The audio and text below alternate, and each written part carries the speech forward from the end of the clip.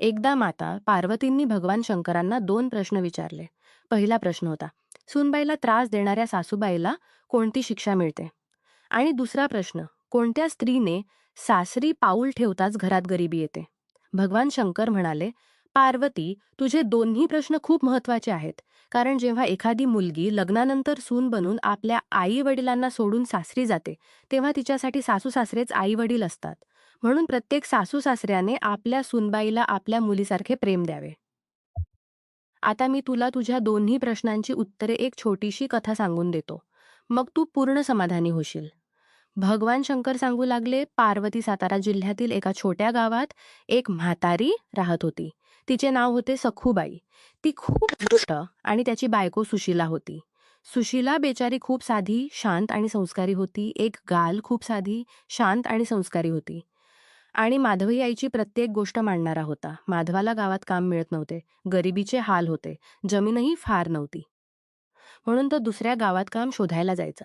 तिथे त्याला चांगले काम मिळायचे, पण रोज घरी येण्यासाठी वेळ मिळत नव्हता. वर्षातून एकदा किंवा काही दिवसांसाठीच सुट्टी मिळायची.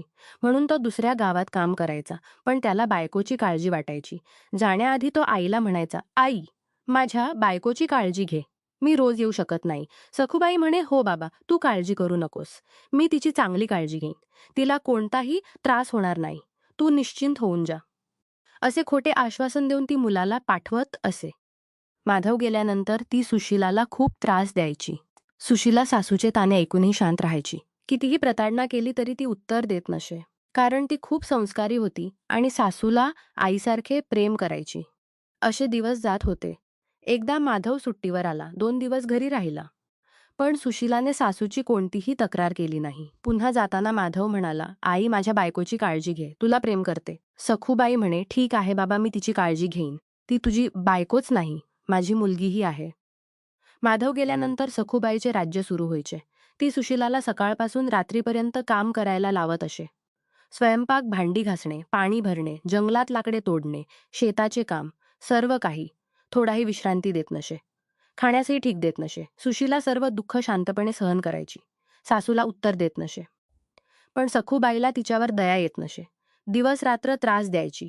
सुशिलाने पतीला कधीही काही सांगितले नाही. कारण तिला घरकलह नको होता आणि पतीला चिंता होऊ नये असे वाटायचे. एकदा सखूबाईला कळले की सुशीला गर्भवती आहे.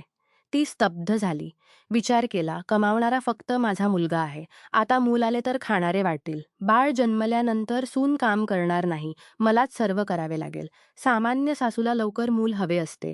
पण ही सासू तसे नको म्हणायची. पण सुशीला काम करत राहिली. उत्तर दिले 9 महिने झाले. प्रसूतीची वेळ जवळ आली. पोटदुखी सुरू झाली. सुशीला म्हणाली, आई, आई, माझी प्रसूती जवळ आलीय. दाईला बोलाव. सखूबाई म्हणाली, दाईची गरज नाही.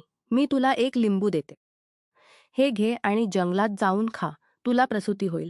पण एक गोष्ट लक्षात ठेव. मुलगा झाला तर घरी आण. मुलगी झाली तर घरी आणू नकोस. सुशीला वेदनेने तडफडत जंगलात गेली. लिंबू खाल्ले आणि लगेच प्रसूती झाली. एक मुलगी जन्मली. तिने तिला प्रेमाव ठेवले, निंबावली. तिला झाडाच्या खोक्यात ठेवले आणि चिड्यांना सांगितले, मी तिला खोपकात ठेवले आणि चिड्यांना सांगितले, म्हणून तुमच्यावर सोडते. तिची काळजी घ्या. मग घरी आली. सखूबाईला समजले की मुलगी झाली आहे, कारण घरी आणली नाही. सुशीला म्हणाली, आई, मुलगी झाली म्हणून आणली नाही. सखूबाई ओरडायला लागली, माझ्या सूनने मूल खाल्ले, ती डायंत राहिली. मनात आनंद होता की बाळ जिवंत आहे. रोज जनावरांना चारण्याच्या निमित्ताने जंगलात जाऊन मुलीला दूध पाजत असे. 1 वर्ष झाले. माधव घरी आला. सखूबाई म्हणाली, बाबा, तुझी बायको डायन आहे. तिने तुझ्या मुलीला खाल्ले. माधव आईच्या स्वभावाची जाण होता. त्याला समजले की आईची कारस्थान आहे. सुशिलानेही काही सांगितले नाही. पुन्हा माधव गेला. सुशीला पुन्हा गर्भवती झाली. सखूबाई आणखी रागावली. जास्त त्रास द्यायची. दुसऱ्यांदा प्रसूती वेळेला सखूबाईने 1 मूठ जिरे दिले. जंगलात जाऊन खा. मुलगा झाला तर आण. मुलगी झाली तर टाकून ये. सुशीला गेली. जिरे खाल्ले. मुलगी झाली. नाव ठेवले. जिरेवर ठेवले. चिड्यांना सांगितले आणि घरी आली. सखूबाई पुन्हा ओरडली. यावेळीही मुलगी खाल्ली. डायन आहे, पण सुशीला शांत. गावकरीही फारसे लक्ष देत नव्हते. आणखी 1 वर्ष. माधव आला. सखूबाई पुन्हा चुगली केली. माधव शांत राहिला. तिसऱ्यांदा गर्भवती. सखूबाईने 1 आंबा दिला. जंगलात खा. मुलगा आण, मुलगी टाक. सुशिलाने आंबा खाल्ला. मुलगी झाली. नाव आंबवंती. खोक्यात ठेवले. आता सखूबाई गावात गावात ओरडायची, माझ्या सूनने 3 मुली खाल्ल्या, डायन आहे. लोकांनाही वाटू लागले की खरंच डायन असावी. मुलांना घरात बंद करू लागले. ही बातमी माधवच्या कामाच्या गावातही पोहोचली. माधव घाबरून घरी आला. राजाच्या कानावरही बातमी गेली. राजाने सखूबाईला बोलावले. सखूबाईने मिरचमसाला लावून सांगितले, महाराज, माझी सून डायन आहे.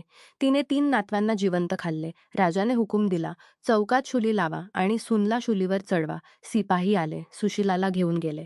राजाने विचारले, सासू बरोबर बोलते का? तू 3 मुली खाल्ल्यास का? सुशीला शांत राहिली, डोकेखाल्यातल्या. शुलीवर चढवायची आज्ञा दिली.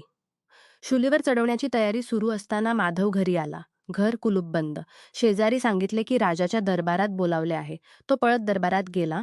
मग चौकात पाहिले की बायकोला शुलीवर चढवणार आहेत. तो राजापुढे गेला. हात जोडून म्हणाला, महाराज, दया करा.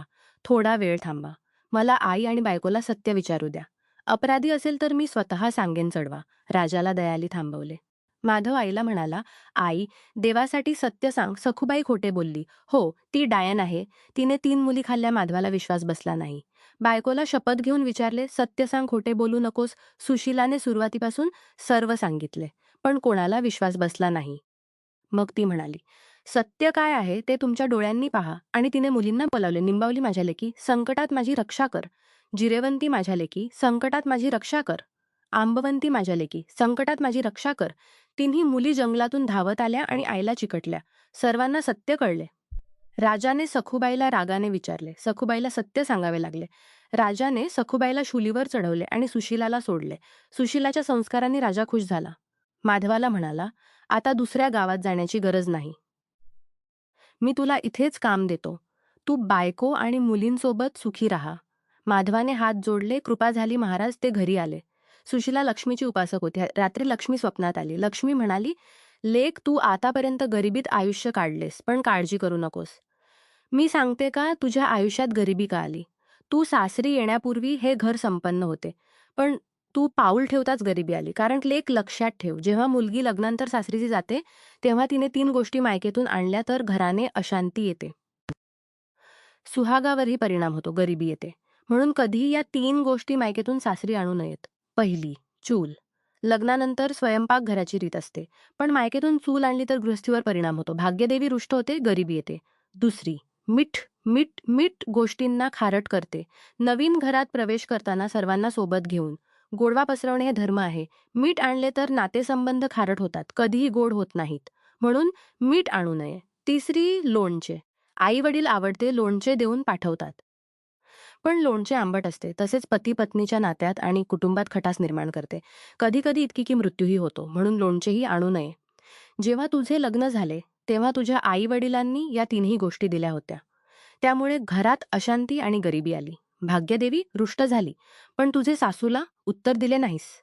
सासूने तुला त्रास दिला, तिच्या कर्माचे फळ तिला मिळाले. तुझ्या सुशील स्वभाव आणि संस्कारांमुळे मी तुला आशीर्वाद देते की आजपासून कधीही तुझ्या घरात गरिबी राहणार नाही. तुमचे जीवन पूर्ण सुखी होईल. लक्ष्मी अदृश्य झाली. सुशीलाची नजर उघडली. रात्रभर झोप आली नाही. सकाळची वाट पाहत राहिली. सकाळी राजाचे सिपाही आले. राजाने बोलावले आहे.